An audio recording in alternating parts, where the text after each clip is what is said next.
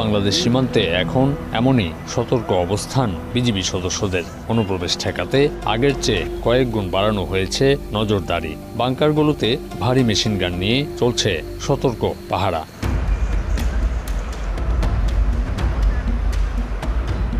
দিনের বেলা যতদূর চোখ যায় নজর রাখার পাশাপাশি রাত নামলেই চলছে একাধিক দলে ভাগ হয়ে টহল কার্যক্রম।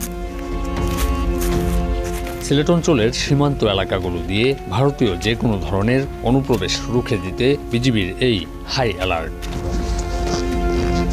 সীমান্ত ঘেঁষা আঁকা বাঁকা দুর্গম পথে কোথাও কয়েক কিলোমিটার পর্যন্ত পায়ে হেঁটে, আবার কোথাও ঝোপঝাড় পেরিয়ে মোটরসাইকেলে চড়ে দেশের সীমান্ত পাহারা দিচ্ছেন বিজিবি সদস্যরা।